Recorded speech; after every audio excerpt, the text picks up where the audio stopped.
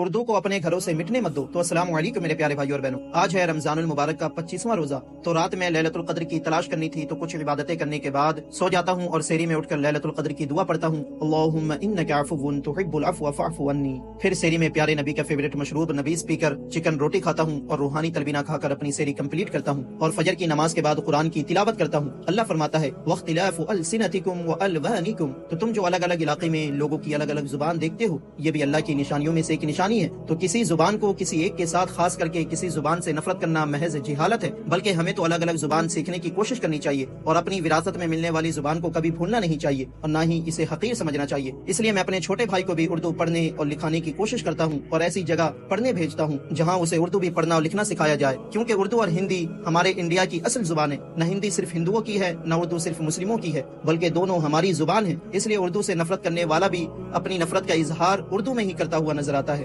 خیر، ہمارے لیے اور ہمارے بچوں کے لیے اردو اس لیے بھی بہت ہی اہم ہے کیونکہ اس زبان نے ہمارے لیے ہمارے دین کو سیکھنا آسان کر دیا ہے۔ جتنے اچھے سے، جس بہترین طریقے سے اسلام کو، قرآن کو، حدیث کو اردو میں بیان کیا گیا ہے، اس زبان کے علاوہ ہم اپنے دین کو کسی اور زبان میں اس آسانی سے سیکھ اور جان نہیں سکتے۔ اس لیے اپنے بچوں کے اندر اردو پڑھنے اور لکھنے کا جذبہ پیدا کرے اور انہیں اردو پڑھنا لکھنا دونوں سکھائیں اور اردو کو اپنی وراثت سمجھے اور اسے اپنے گھر سے کبھی مٹنے نہ دے۔ پھر غسل کر کے عطر لگا کر ٹائم ہونے پر اللہ کی عطا کردہ نعمتوں سے افطار کر کے اللہ کا شکر ادا کرتا ہوں۔